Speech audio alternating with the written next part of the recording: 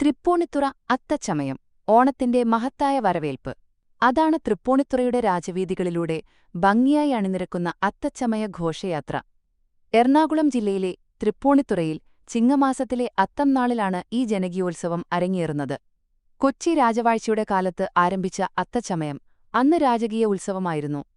മഹാരാജാവ് സ്വയം ജനങ്ങളോടൊപ്പം പങ്കുചേർന്ന ആ ഉത്സവം ചരിത്രവും കലാസമ്പത്തും ഒത്തുചേർന്ന അതുല്യമായ ചടങ്ങായിരുന്നു.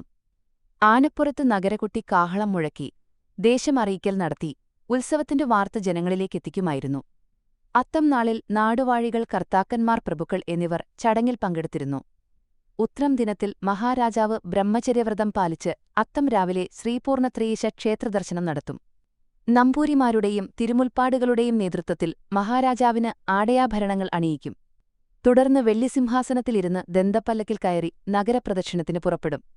ഘോഷയാത്രയിൽ ആനകൾ, പഞ്ചവാദ്യം, പട്ടാളങ്ങൾ, പിന്നെ വിവിധ കലാരൂപങ്ങൾ എന്നിവ അകമ്പടിയായി പങ്കെടുത്തിരുന്നു.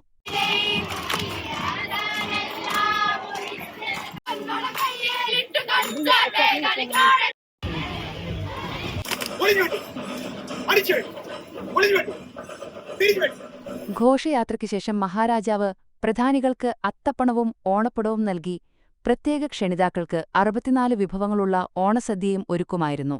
കൊച്ചി രാജവംശത്തിന്റെ കലാസ്നേഹവും ജനപങ്കാളിത്തവും ചേർന്ന മഹത്തായ ചടങ്ങ് അതാണ് അന്നത്തെ അത്തച്ചമയം. എന്നാൽ 1949-ൽ തിരുവിതാംകൂർ കൊച്ചി സംയോജനത്തോടെ രാജകീയ അത്തച്ചമയം അവസാനിച്ചു.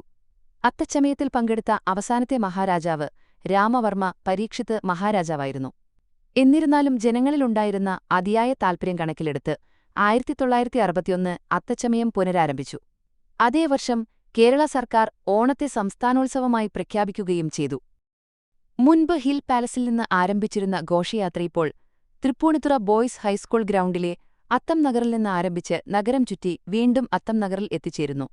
ഘോഷയാത്രയിൽ നാടൻ കലാരൂപങ്ങൾ, പഞ്ചവാദ്യം, പെരുമ്പറവാദ്യം, താലപ്പൊലി, പ്രച്ഛന്നവേഷങ്ങൾ, പിന്നെ വിവിധ മത്സരങ്ങൾ എന്നിവ ഉൾപ്പെടുന്നു. മികച്ച പ്രദർശനങ്ങൾക്ക് സമ്മാനങ്ങളും നൽകിവരുന്നു. പൂക്കളത്തിന്റെ നിറങ്ങളില്ലാതെ ഓണം പൂർത്തിയാവുമോ? അത്തച്ചമയത്തിന്റെ ആഘോഷത്തോടനുബന്ധിച്ച് ആവേശത്തോടും മത്സരാത്മകമായ ഉത്സാഹത്തോടും കൂടി പൂക്കള മത്സരവും ഒരു ഭാഗത്ത് നടക്കുന്നുണ്ടായിരുന്നു. ഓണത്തിന്റെ ആദിതാളം മുഴങ്ങുന്നത് ഇവിടെയാണ്. ഓണത്തിന്റെ വരവറിയിക്കുന്ന ഈ മഹോത്സവം തൃപ്പൂണിത്തുറക്കാർക്കൊരു അഭിമാനമാണ്.